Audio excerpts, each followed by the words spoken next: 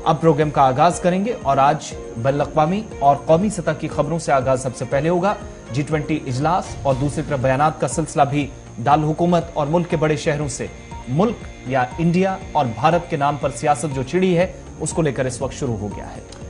बिल्कुल करते हैं प्रोग्राम की शुरुआत। और जिस तरीके से आसिफ ने कहा कि मुल्क के अंदर भारत और इंडिया के नाम पर सियासी हलचल काफी तेज, हिज़्बी इख्तिलाफ खेमे के अंदर जहां लफाजी जंग शुरू हो चुकी है, वहीं पर अगर हम बात करेंगे तो मुल्क के अंदर जब भी ऐसी सियासी हलचल देखने को मिलती है तो उसी बीच आरएसएस चीफ मोहन भागवत के बयान भी पिछले कई बरसों से लगातार उसी मौके पर सामने आए और हकीकत से बाइद इन बयानों की वजह से मोहन भागवत अक्सर बेशतर सुर्खियां बटोरने में कामयाब हुए और आज भी मोहन भागवत की जानिब से अखंड भारत को लेकर एक बार फिर बयान सामने आया है। नागपुर में एक तकरीब के दौरान पहले तो कई बातों का उनने जिक्र किया, तारीख गिनाई, माजी के वाकयात और उसके बाद दौरे हाजिर में हिंदुस्तान क्या कर रहा है, क्या करने की जरूरत है, इस पर एक मुफस्सिल रोशनी डाली।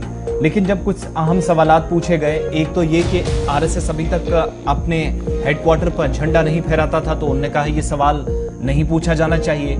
इसकी भी उन्होंने थोड़ी सी तारीख बताई, 1952-51 में क्या कुछ हुआ, उस तरफ चले गए। लेकिन दो बड़ी बातें जो आपके सामने, एक तो क्या अखंड भारत बनेगा या नहीं, इस सवाल के जवाब में कहते हैं, जिस शख्स ने सवाल पूछा उन्हें कहा कि आप जब तक बुजुर्ग होंगे, आप जब तक बूढ़े होंगे, तो तब तक ये मुल्क अखंड भारत में तब्दील हो जाएगा। इसके लिए इकदाम किए जा रहे हैं, इसके लिए कोशिशें जारी हैं और कहा कि तमाम जो हमसाया ममालिक हैं उनके साथ हमारी तरफ से कोशिशें जारी हैं, तमाम लोगों के साथ दोस्ताना ताल्लुकात, उनको करीब लाना, उनको मनवाना या उनके साथ बात करना और वो क्या पसंद करते हैं, उनकी ख्वाहिशात और एहसासात और जज्बात के मुताबिक इस वक्त भारत की सरकार या यहाँ का निजाम काम कर रहा। एक सवाल का जवाब ये था। दूसरा, उन्होंने रिजर्वेशन के मामले पर जवाब दिया, कहा कि मुल्क के अंदर जो कोई भी कहता है कि रिजर्वेशन को खत्म कर दिया जाए, सबसे पहले उस शख्स को यह समझाना चाहिए कि मुल्क के अंदर आज के वक्त में भी कई ऐसे पसमानदा और कमजोर तबके हैं जिनको जवाब देना हमारी जिम्मेदारी है। लिहाजा रिजर्वेशन को किसी भी कीमत पर कम करने के बजाय इसको बढ़ाया जाना चाहिए। यानी आरएसएस ने मुकम्मल तौर पर अब मुल्क के अंदर रिजर्वेशन का हिमायत का ऐलान कर दिया है। अब तक कई धड़ों से आवाज उठ रही थी कि रिजर्वेशन को खत्म कर दिया जाना चाहिए। ऐसी बात अगरचे पॉलिटिकल सेटअप की तरफ से कोई सामने नहीं आई थी, लेकिन कई लोग जो अब इंडिविजुअल कैपेसिटी में इस तरह के बयानात दे रहे थे और ये कह रहे थे कि कम से कम ऐसा कोई कदम होना चाहिए जहां पर गांव और शहर के बीच अगर नए हिंदुस्तान का आप जिक्र करते हैं तो फिर उसमें फर्क महसूस नहीं किया जाना चाहिए।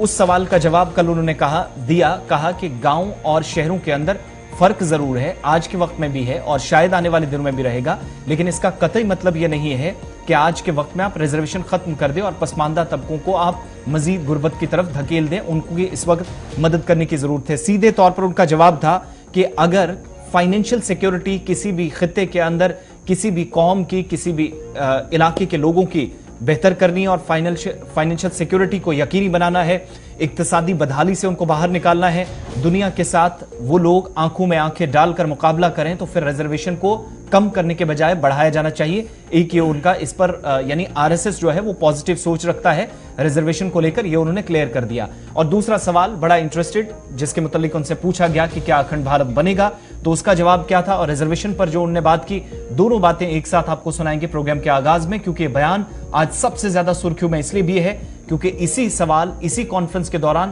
भारत और इंडिया के मुतालिक और भारत का मुस्तकबिल क्या है, हमसाया ममालिक के साथ ताल्लुकात कैसे होने चाहिए, इस मुतालिक भी जवाबात दिए गए। को अपने अखंड भारत के रूप में कब तक देख लेंगे?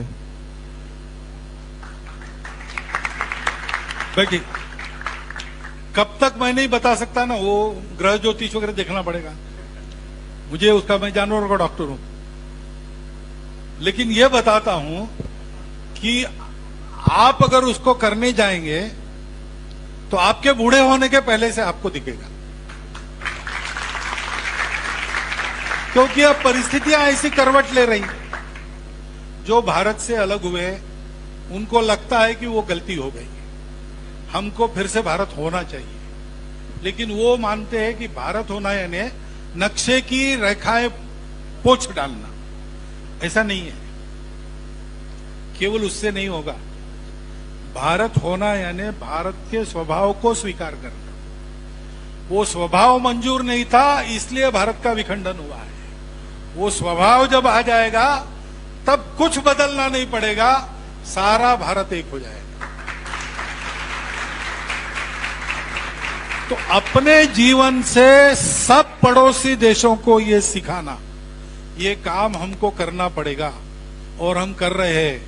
हम मालदीव को पानी पहुंचाते हैं, श्रीलंका को पैसा पहुंचाते हैं, नेपाल में भूचाल में मदद पहुंचाते हैं, बांग्लादेश को मदद, सबको मदद कर रहे हैं और ये बताकर कर रहे हैं। उनको भी मालूम है। सार्क का अध्यक्ष बनते समय प्रेमदासा का भाषण मैंने सुना है, वो 1992 की बात है, 92-93 की। उन्होंने कहा कि दुनिया के बड़े देश छोटे देशों को निगलते हैं, इसलिए हमको सावधान रहकर हम सब लोगों को एक होना चाहिए। और दक्षिण एशियाई देशों को ये कोई कठिन काम नहीं है, क्योंकि आज हम दुनिया में अलग अलग देश जाने जाते हैं, लेकिन वास्तव में हम एक ही भारतीय मुख्य भूमि के अंग है। I am quoting him, he spoke in English. मैं हिंदी में आपको भाषांतर, अक्षरशः भाषांतर करता। हम एक ही मुख्य भारत भूमि के अंग रहे हैं, ये उन्होंने कहा है।